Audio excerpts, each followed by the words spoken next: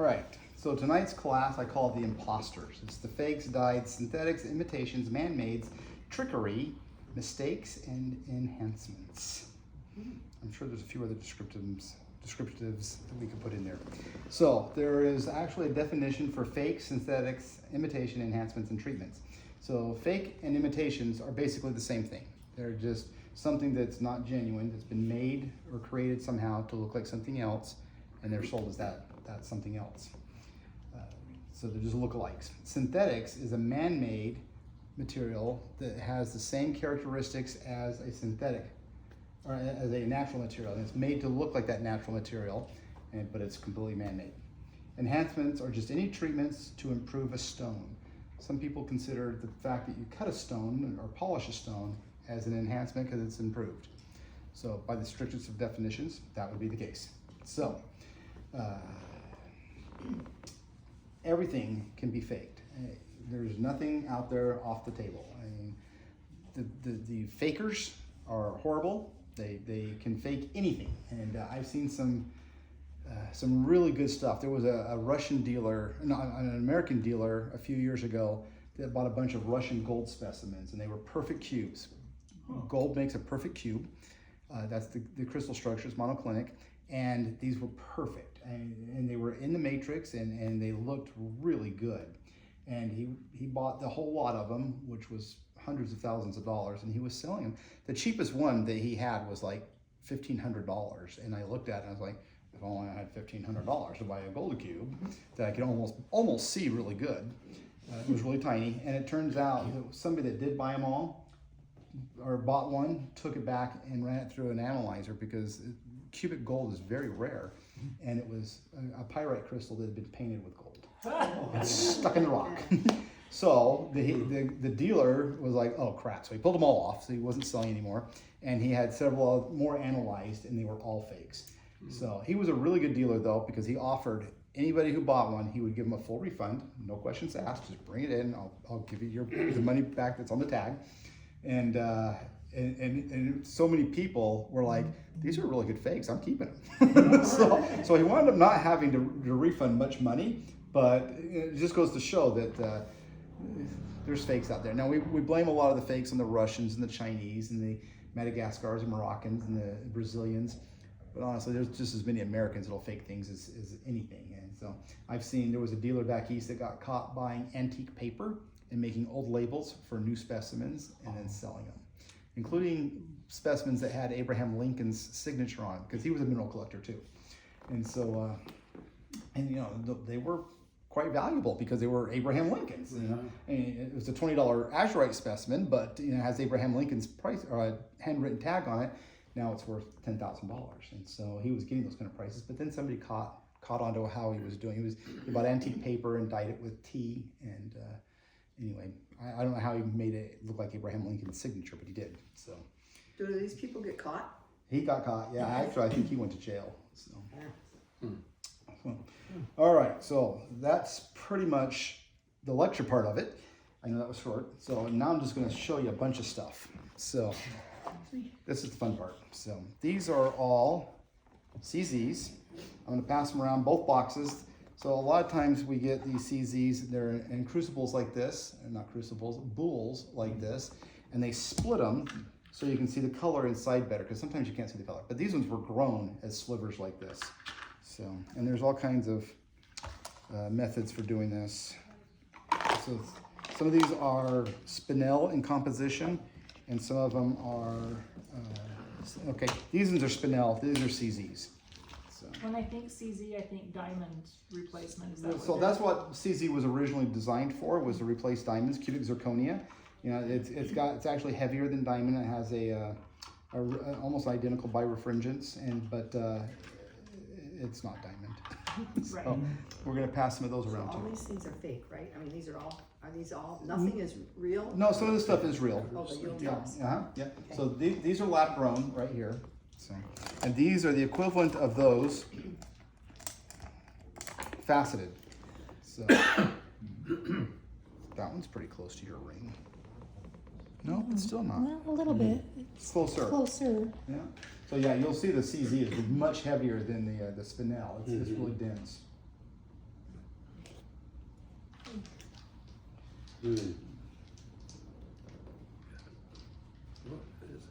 But these are not CZ, right? No, those are synthetic spinels. These are CZs. Oh, gotcha. Yeah, And these are, those are CZs. Both of those are CZs. Yeah. So,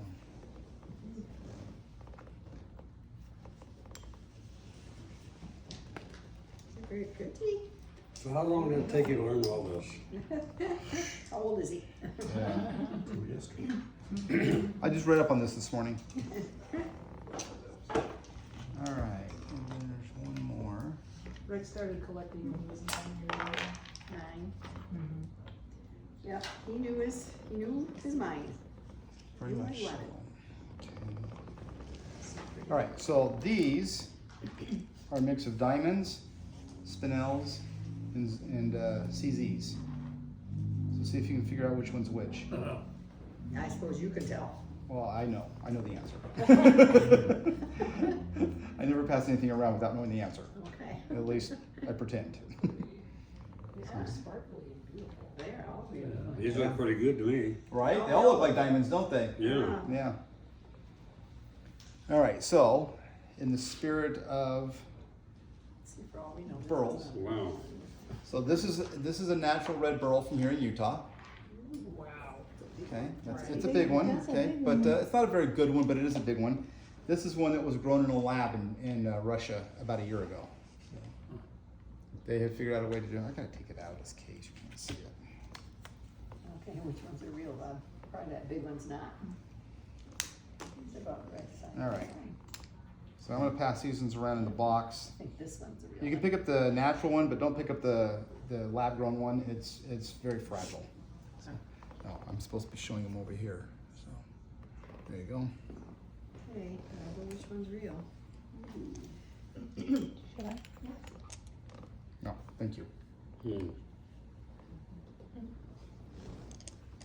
Oh, this is red beryl. I like that one.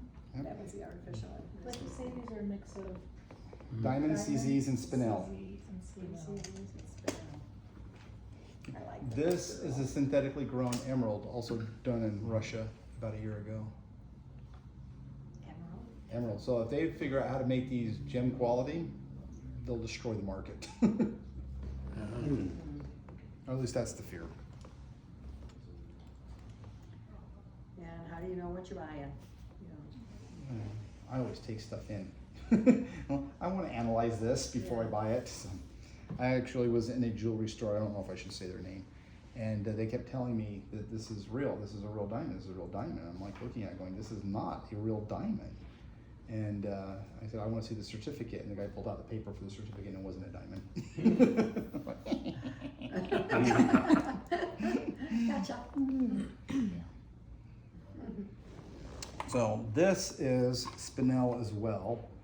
And you know, if you have a chunk like this, it's easy to see the big air bubbles in there, so we know it's not natural. This is a piece that's been faceted.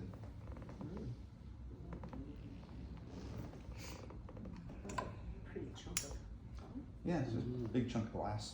Yeah, that's what it looks like.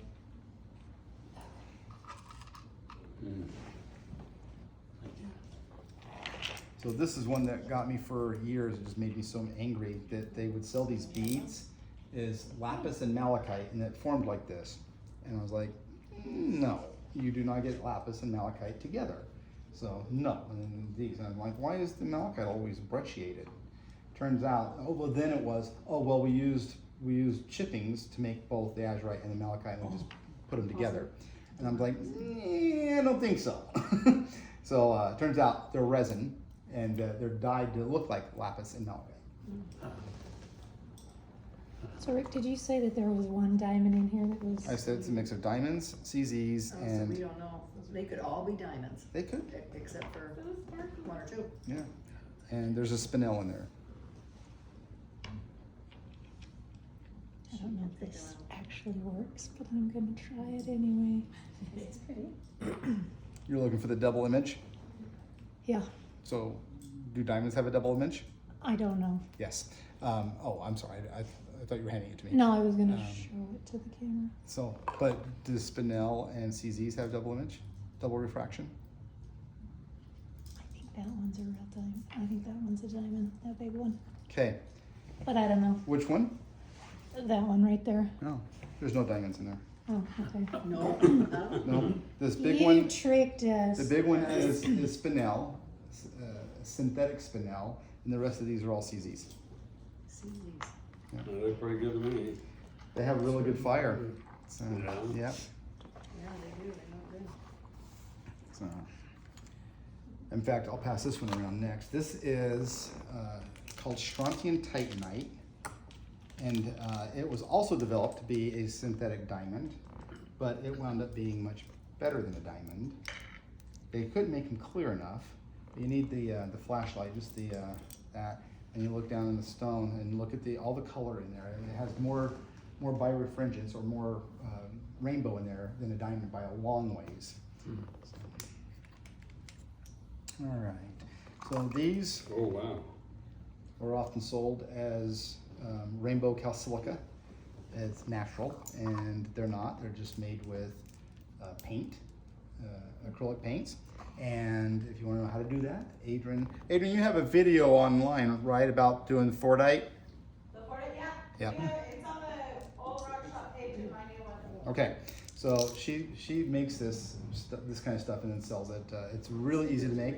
It got the name Fordite because one of the guys that worked at the paint factory at Ford, the Ford Motor Company, had to clean off all the residual paint overspray off the walls and floors.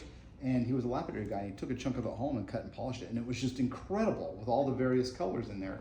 So he did that for years. It was really expensive, and now you can make all those for like $10. I'm gonna pass those things around. You can get them in just about any color scheme, as you imagine. Any colors that you can buy acrylic in, you can get those. You see the fire in there? Yeah. Nice. So these came on the market a few years ago. They make them a little bit bigger and down to very small sizes. It was in jewelry. 2 to 5 carat stones were set in very cheap metals and sold in gas stations for a few dollars for rings. It's just borosilicate, which is a fancy way of saying glass. It's just a boron-based glass. So it's really quite pretty, quite fun. These are very cool. Sure heavy. Somebody Yeah. buy at the Islands drugstore. This is kind of a fun one. So we know what rutilated quartz is. It's quartz with the rutiles growing through it. In a cheap attempt to make synthetic rutilated quartz, they took glass and put tinsel in it. Very creative. Very creative, very ugly. Oh, how pretty is it? It's just pretty. That one made it all the way around already. Just Okay. It's pretty. All right, so this is one, I'm not gonna pass this one around. It's quite valuable. This is a lab-grown emerald cluster from Chatham Labs in Switzerland. It's very hard to get these because if they don't come out gem quality, they tend to recycle them. And because they can just recycle it over and over and over until they get them gem quality. And of the amount that they do, which is a vat about yay big, only about 10%, maximum about 10% comes out gem quality. So then they just put it back in and redo it over and over and over again until they get gem quality stuff. So this one is just a neat sample, but like I said, it's fragile and it's very, very valuable. So, What is that one called? again? synthetic emerald. Oh, It's a synthetic. Chatham emerald. And Chatham since then has, he was back in, his name was Carol Chatham, and he started this in the 50s, and since then they have produced some of the best synthetic rubies and sapphires that's out there too. So. All right, who's gonna buy that this is a block of natural turquoise? Not me. Right? Not me either. This is called block, and you can see it's even stamped with Chinese whatever, saying whatever it is. So this is made by, they take all in China when they're cutting all the turquoise and then they're grinding it out, they take all that powder, clean it, pour it into a vat with epoxy and compress it, and this is what comes out. And so then they just take that and redo it over and over and over again. So when this is all cut up, they take all those drippings and make another block. So used to be you could buy these blocks. Most people would never even have this in their house. It's just so disgusting to have this kind of synthetic turquoise in your house. So, but I keep it for glasses like this. Synthetic turquoise is one of my favorites. So here's some nuggets. These were sold as Morenci nuggets. And yeah, they're not. They're just magnesite. It's been dyed blue. So, we had a cab dealer, a bead dealer that we used to go to all the time and buy beads. And he had these big turquoises, and I was looking at it, going, that's not turquoise. It's not turquoise. It's not turquoise. And he kept saying it is. It is. And he was from Iran, and he was getting a little irate with me. I said, all right, I will buy the strand.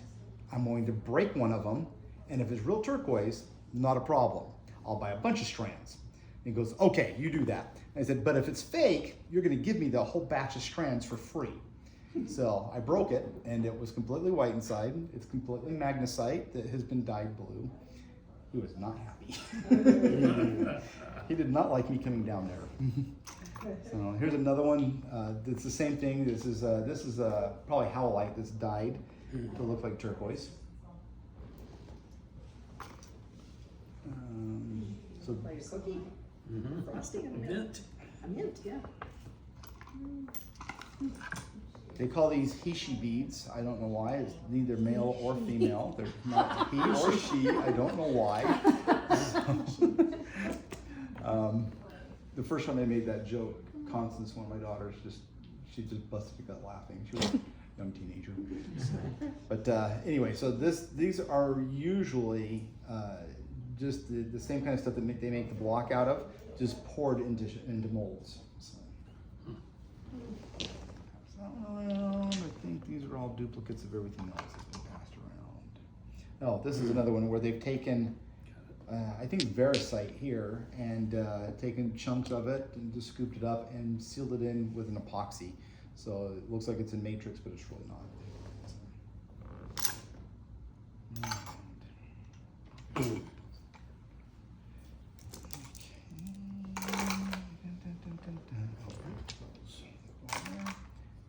Okay, we've done all those. Okay. All right, this is a fun one. People bring me things to try and trick me all the time. This is, now I can't think of the name of it. It's what grows in the bottle of a wine bottle. Tartaric acid crystals.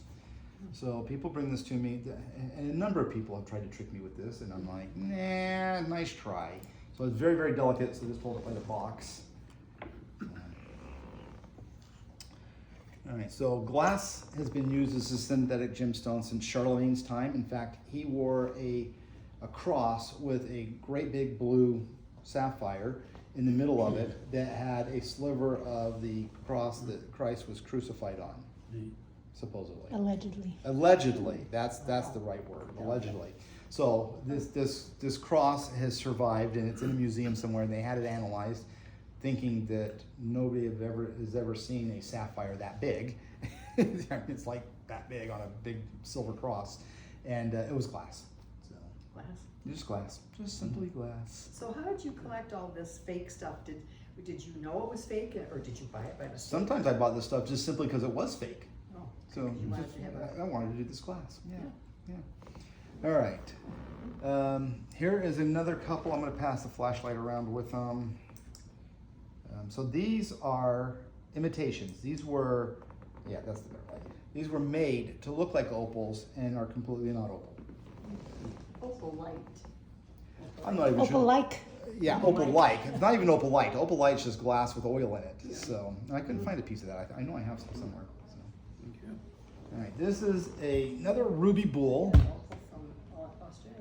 And I'm not going to say how it was formed because I was wrong last time and got crucified online. There's two ways that it forms, and this is one of them. Yeah, I think this is a pull where they use the seed to pull it in and out as it was growing.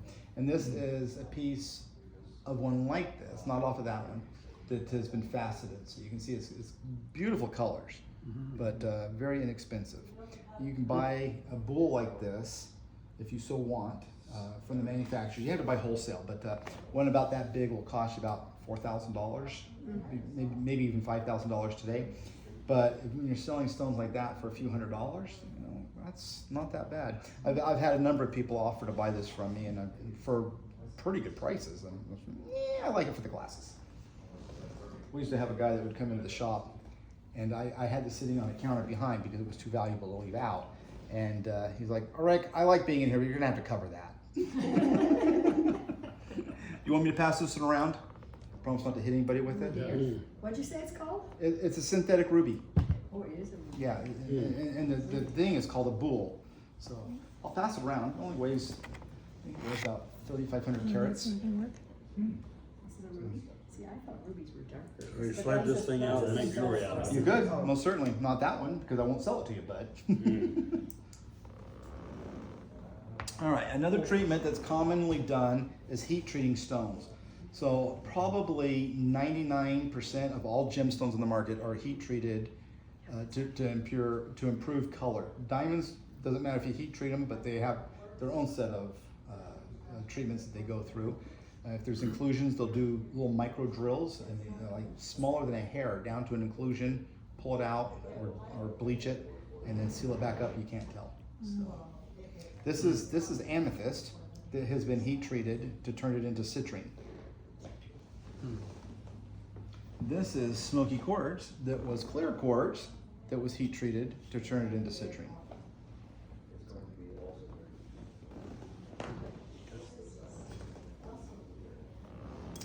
Is that all the heat treatments? I'm gonna do this one as a heat treatment. This is an embarrassment. So Rita found this beautiful piece of azurite at the Rustler mine a number of years ago, and I was so proud of her that I put it in the cabinet. Didn't think twice about it until one day I was cleaning and I picked it up and realized it's plastic. Oh, piece of plastic. Piece of plastic that got melted. Oh my. So that's completely on me. Now we're orange, huh? Plastic. I thought that's the most beautiful piece of azurite from this mine that exists. Completely out of place. It's not very Completely heavy. out of place. That should have been a clue. It's kind of not very heavy, shouldn't it? Right? Yeah, thanks. Should have been a clue, Rick. Seems to be. I don't know anything. So irradiating minerals has become quite a thing in the last few years. And irradiating them means exposing a mineral to radiation. And so that's how the amethyst and the citrine get nuked. They just put it in hit it with an X-ray machine or put it in a cyclonic press, and it just induces it with radiation and changes the color. And they can control that very much. And so many sapphires, in fact, most sapphires are treated that way. So you don't always know what color they're going to come out. You put them in, and they could be a dull gray, opaque thing, come out beautiful pink, blues, whatever. So when you see stuff like this that's got this kind of iridescent color over it, they've taken this specimen before it was made into jewelry and put it in a chamber with vaporized, in this case, titanium dioxide. It's vaporized, and zap it with an X-ray machine. And the X-ray machine, the X-rays make the molecules of titanium dioxide stick to the quartz. This was a quartz, cluster of quartz. Now that it's not there superficially. You can't like just scratch it off with your fingernail or anything. It's attached. It's molecularly bonded. You can grind it off, and you can see big crystals of this. They do the broken up big crystals like this and make them rainbow colors. And it only works with the precious metals, gold, silver. For some reason, titanium dioxide works, but platinum. There's a few others anyway, and they all make them different colors, and then they can mix those metals, the vapors, and do it, and it makes even more colors. So I used to have a whole collection of about 30 big clusters of crystals that had been irradiated, and a friend had to have it, so I sold it to him. There was another one. Oh, okay, yes. So this is a sapphire. Shannon's offered to let us see this sapphire. That's pretty though. What's fun about this sapphire is that almost all corundums fluoresce. And so you hit it with the UV light, you can see it turn pink. Mm. So, where's the big ruby bowl? Right here. So it'll fluoresce. You can take my earring. Oh, there we go. So, Look at Oh, that. Yeah. hers is really yep. Great. zingy. Okay. Pretty. Thank you. So that's one way to test, except unless you have a synthetic ruby that has the dye in it that makes it also fluoresce. Did you find it? Oh, that, your ring, did you find it? Oh. All right, dyeing specimens is also very common and very easy. These agates are all dyed. I'm gonna pass these all around. They're all dyed these colors. And they tell you, oh no, the black is natural. No, it's not. It's dyed. It's used ferric oxide. You can't get these chemicals in the United States. They're deemed carcinogenic, so you just can't get them here. But actually, they're really, really toxic. So, but pass those around. Those are all. So what would be the point of dyeing? Well, so if you have just a plain bled agate that doesn't have any natural, wonderful characteristics to it, you can dye it and then it brings it all out. So what's fun about the dyeing is that, here's another one that's black that's dyed. So the dye goes in and it goes, it's like the consistency of alcohol, maybe even a little thinner. And so they put it in a machine that pressurizes it, spins it, and heats it up, and it forces the dye in between the crystal structures. So where you have little tiny, tiny, tiny, tiny crystals, you get lots of dye, like the black here, and where the crystal structure is just a little bit bigger, you get the white lines where it didn't make it in there. So. And here is where they have gone to the effort of dyeing it 3 layers, red, white, and blue. This is completely dyed. There's no agates that are that color, red, white, and blue. Very patriotic though. Very patriotic. All right, and something as common as labradorite, I have no idea where they would dye, but here are a couple of cabs of labradorite. And if you turn in the light, you can see the labradorite in there that have been dyed. I think it's silly as can be.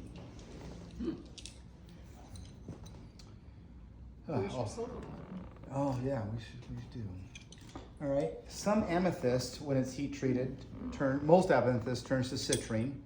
Some of it turns green. There's a couple of locations where it turns green, and this is an amethyst tumbled Yes, stone you that's see been the light nuked on it, though. to turn green. Wow, different.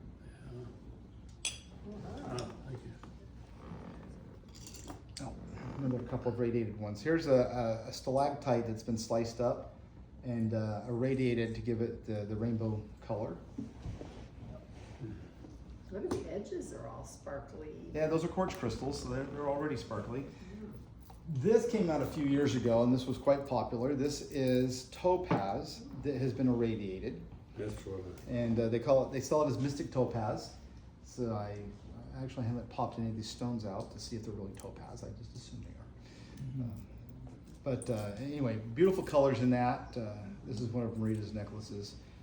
She always knows I have to have her jewelry for these classes, so I go through and rate her stuff. Wow, this is different on each side. Because Marita is not a purist. Right? Does not care whether it is a synthetic or a natural. She Or just plastic. Likes, she just likes this Right, if sparkle. you like it, you like it. Yeah. So, not all the time, are these treatments happening to deceive you. Sometimes they're doing it just to create new things for the fun of it. So this is one of them. This is called goldstone, but it's blue. Most goldstone is brownish goldish color. You can see the sparkles in it when you turn it around. Here's a cab made out of this, out of another piece, just like this, out of the same material. It comes in about 4 or 5 colors. And it's kind of funny because the old rumor was that monks in Italy were making it in their monastery. And I'm like, no, it's made in Italy, but it's also made in Vienna and a few other places around Italy. And it's been made for a number of years, but it's not made by monks. It's commercially made in glass houses because people like it. So it's not really glass, but it's kind of like a glass. I don't know exactly how they make it, but anyway, I was trying to explain this to a woman, and she's like, I have been to the monastery and seen the monks making it themselves. Okay, can't argue with that. I think it was copper flakes. It's not, they actually grow the copper into a very specific tetrahedron shape crystal, see that? granularly, Yeah. and then put it in there. That's if you just had copper flakes, it wouldn't do that. But they actually grow those crystals specifically for this. Yeah. Oh, I can still see sparkles. Yeah.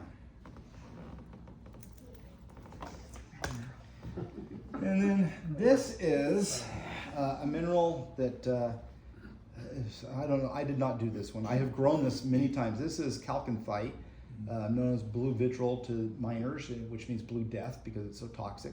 But I used to go down to the hardware store in Magna at Rexall and buy a 5-pound bag and take it home and grow it. They used to sell it for pesticides and to get rid of snails and pests in your grass and stuff. And then somebody realized, oh, it's extremely lethal. Yeah. So you can still buy it, but it's diluted down. You can't buy good stuff to grow crystals like this. But I used to grow great big ones, and I used to grow Epsomite crystals, Epsom salt crystals, and which is very common. And I had a baggie, a Ziploc baggie. I had like a sandwich bag, and I had a big cluster of this. I took it to school to show my teacher, my science teacher. I was in 9th grade, I think, and he was like, "Oh, that's really cool. That's really cool. How'd you do it?" And I tell him, he's like, "I'm gonna go home and do it." And I put it back in my backpack, and it got squished between the books and turned back into a white powder. And so I go to my next class, and I'm like, oh, I was so disappointed. I put it back in my bag. One of the girls in my class called her dad, who was a sheriff, who showed up and called me out of class, and goes, "I want to see the bag of white powder you have in your backpack." I'm like, okay. And he goes, "Well, what is this?" I said, "It's Epsom salt," and I'm laughing. And he's going, "So if I taste it?" I said, "Well, if you eat enough of it, it'll give you diarrhea, but if you taste it, it's going to just be like bitter salt." And he sticks his finger in. Okay. Yeah. So anyway, it was funny. I got a good laugh out of it. So she didn't like me, I could tell. Not gonna ask her to go to prom with you, huh? Oh no. No. Okay, so this is another treatment that is common. We see this bornite, with all this peacock ore, quite popular, quite common. It does not come out of nature like this very often. It mostly comes out of nature like this. And this is actually a really good colorful piece. I've searched for years to find a piece that good, that had that kind of color in it. Most of the time, it doesn't look anything like either one of these. But they take this and they throw it in a vat of hydrochloric acid or bleach, and it comes out like this. So that's what we're going with that. And when they bleach it like that, does it lose any mass or? No, you're just putting an oxidation coating on the outside. Like a patina? Yeah, like a patina, yeah. All right. Yes, a peacock. These two are kind of fun. These were sold on eBay as authentic and natural. This is a frog. I actually had to get a microscope out to verify that it's not a frog. It's some kind of putty put on there. And a turtle. And they went so far on making this fake that they did it on a piece of shell that has natural fossil fish on the back. And they put some kind of like code on there, like it's a museum number on there. Again, completely fake. This is what a real frog looks like. So I'll pass that one around too. That one is a frog comes from, they found one little diatomaceous earth quarry in China and got about a dozen of these frogs out, and that was it. And it has to be kept in a sealed container, otherwise it'll desiccate, it'll dry, and it'll just curl right off. I know that because that's what happened to the first one. The second one cost me a lot more. The price had gone up so much. So, okay, here's another one. I'm gonna pass these two around. These two look identical, but they're not even close to identical. So, this one comes from a boule like this. It's pure silicon from Silicon Valley. They make circuit boards and chips and whatever electronic stuff is made from silica. This is hematite. Let me back up. Hemalike. So this is not even hematite. Hematite is a mineral. It's an iron mineral. But to make these cabs and beads that are so cheap, they melt it down and pour it into molds. So it's no longer a mineral. It's a mineral-like. So it's hemalike. So, and even though they look identical, you'll see one weighs way more than the other. Okay. I think that's it. I don't remember remember seeing the round ball. Oh, this is fiber optics. So this is what they make our telecommunication lines out of now. This is from one of Comcast's things. So the little thing down the center of it's just a little tiny one. This was a cable that went on for however long, hundreds of feet. And it's made up of, I can't remember, 10,000 fibers that go through that. And it's kind of fun because on this side, you get the cat's eye effect. Like with any fibrous mineral, you'll get that cat's eye effect. But through looking down through the fibers, you should be able to read through it. So, yep, I'll pass that around. So just put that over there and look down through it and you'll be able to read the tag. So is that similar to Ulexite? Ulexite's the natural version of that. In fact, that's where they got the model for this, was from Ulexite.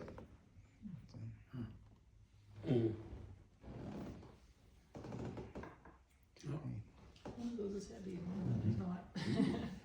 Yeah, so there's way more we could have gone into, like synthetic diamonds and that kind of stuff. I mean, you can teach a whole class just on synthetic diamonds, but I don't want to do that. So, but yeah, Excellent. that's one of those. Same as it. Okay. Yeah. So the light one is this material here, So the heavier one is the real is the hematite. Yeah. hematite, Yeah. and that one is And not it's real. agates and spheres are just dyed. Yeah, these. This is what happens when I get out of order. So these are agates that have been dyed. They're part of the dyed ones. So they sell this as sard. This formed in nature in Brazil and Germany, a few other places, just like this coloration, but they ran out of it decades ago. So they started dyeing it to look like this. Yeah, this is a broken up chunk of that. Oh, it is. Yep. Okay. So. This is agate. As kids, did you ever take a marble and freeze it and then drop it in boiling water? Really? Sheltered childhood. We did it all the time. So why do you do that? Huh? Why do you do that? Well, you take your big Aggies, which were glass in my case, not really agates, but you take the big ones, you freeze them, and you drop them in boiling water, and they crackle inside. And so, and that was really cool. The downside was that they looked cool, but then when you played marbles, they would shatter. Yeah. So, but if you dropped them in colored boiling water with food coloring in it, they would change those to those colors, and so that was a lot of fun. This is the rock world's version of doing it to agate. So these are agates that have been frozen and then dropped into boiling water, probably frozen with liquid nitrogen, not in the freezer, but yeah, it's a fun science experiment. And so And what did you say, colors for what colored water? What do you use for colored water? just food coloring. Food coloring? Yep. And then they turn different colors. Yeah, if you just, like a bag of Walmart marbles will work just fine. And As long as they're clear. I mean, yeah, they- right, yeah, you don't want the already color, yeah. sparkle- or, yeah. Yeah, you want the ones with the little plastic thing in the middle that, I don't know why they put that in there, but it's there. So, but yeah, this is the same thing, and you can do this with agates. You can freeze them and drop them in boiling water, and it gets that crackle effect. They sell it as dragon scale How long should they stay frozen in the freezer? till they're frozen. I mean, how do you know when your marble is frozen? 24 hours? An hour, just an hour, or a day, or? I don't know, probably, put them in an ice tray with 1 cube full of water. When the water's frozen, I'm sure it's long enough. Not like 2 weeks or anything. No. I'm sure Absolute a few zero. hours, yeah, right? Not absolute zero. Although if you have liquid nitrogen, that would probably make it speed up the process by quite a bit. You've got that in the cupboard, right? Yeah, I carry that. All right, did I miss anything? I Is think that a piece of dichromic glass? Oh, dichroic glass. Oh, yeah, these are some glasses. So this is glass that's often sold as obsidian or cherry quartz. It's neither obsidian or cherry quartz. It's just red glass. So this is called Victorian glass. It was made by a chemist in Victoria, I believe. And he made it in all kinds of different colors, and then he died without disclosing how he did it. And that was like in the 80s, and it's just now starting to be manufactured, but it's not quite the same. You can tell the old stuff from the new stuff. I don't know that anybody will ever figure it out. And this is dichroic glass. This is a cap I made many years ago. I was going to make it into a bolo tie. I never did. So that's just layers of glass, multiple layers of glass with a colored foil on the back. So, What is this? that's another piece. Where's this? So this is fiber optics. that they make now to make spheres and all kinds of stuff, lapidary wise. It used to be you could buy these pieces of actual fiber optic that AT&T had them and a few other places. This one they've taken and twisted, heated it up and twisted it so that when you cut it, you're going to get like an S shape in your cabochon. You can see somebody's marked to make it into a cabochon on the back. So, but again, you can look through the end of it. So. This and this are, so this is called fused quartz. This is what the space shuttle windows are made out of because it absorbs so much heat and so much pressure. It's a little thicker, and their windows are a little bit bigger than that. So, but these are like test rods from when they make it. So they actually grind quartz into a fine powder, quartz sand, and then fuse it into these rods. So, and this is quartz that's been grown in a lab in what's called an autoclave. And these are about 25 feet high. And let's see, I think this one has this one. So often these will have a little metal prong on the top and bottom. So they put them in these autoclaves that are about 8 or 10 feet in diameter, about 25 feet high, and they'll have all these wires in there with a little tiny seed at one end of them, and they seal it all up. It pressurizes it, and the seed lets the crystals grow, and they grow them in these rods. These are used for quartz watches. When your watch says it's a quartz watch, that's because there's a little tiny piece of this in there that they put a little charge to it, and it keeps time. And this oscillation of the electrons in here is what keeps time. They make this in a number of colors and sizes. Like somewhere around here, there's a big one about that big and about that thick. It's blue. So it's also been used for the front of watches, but quartz is, even though it's a 7 on the hardness scale, it's not as hard as a lot of stuff, so they don't tend to last very long. Most of them are made out of the ruby boule down here. Oh, yeah. So they'll make these, and they'll make these up to about 10 inches in diameter, and they'll make them clear. And that makes a much better watch face. It's also used in the grocery store when you're scanning stuff. The window there is made out of the same stuff as this. It's clear. So, all kinds of neat things that this stuff's used for. So. All right, any questions? Is there turquoise? So there's turquoise that is not made into composites. I was reading, like, I guess they would grade them differently if it's listed as a composite. Oh yeah, it's completely graded differently. It has almost no value, but it's in a lot of costume jewelry. It's in a lot of, we go into a jewelry store or a pawn shop. I like to look at pawn shop jewelry much more than an antique mall type jewelry. Because even there, you'll see a natural turquoise next to a composite turquoise.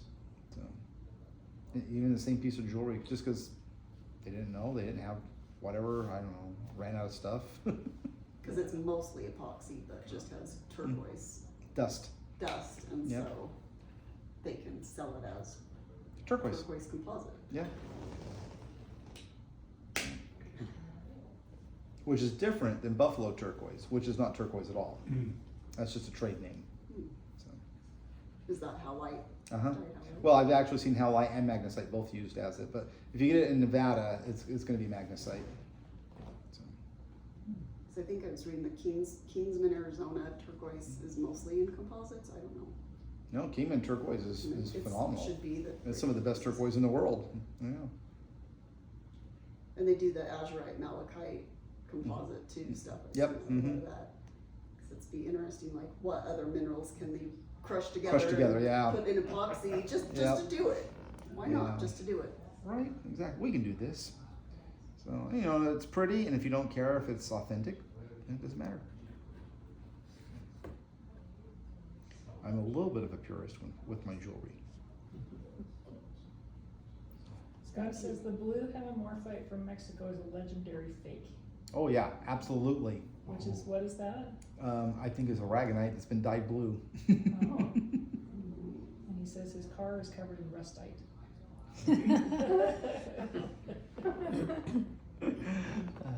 There was a number of years ago that these aragonite specimens were coming out of China, and it's just like the hemimorphites. I thought this would be so easy to dye, so easy to dye, and they were so pretty.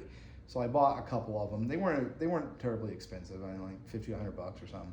And I brought them home and I put them in a tub of water, and sure enough, you just watch the dye come right off of them. Mm. I did buy a collection that had a bunch of aragonite that had azurite dots on it, and the guy was like, "Yeah, these are really cool. My grandpa got them at the mine from Kennecott, actually." And I'm like, I'm gonna go home and look at this, and I was really excited, hoping they really were azurite. They were a perfect match for azurite. Got them home, put them under the microscope, and it was spray paint. Grandpa had sprayed something with azurite blue, and it just drifted down onto the aragonite. So, Mm. I was greatly disappointed. Wow. All right. Thanks, Rick. Thank you, Rick.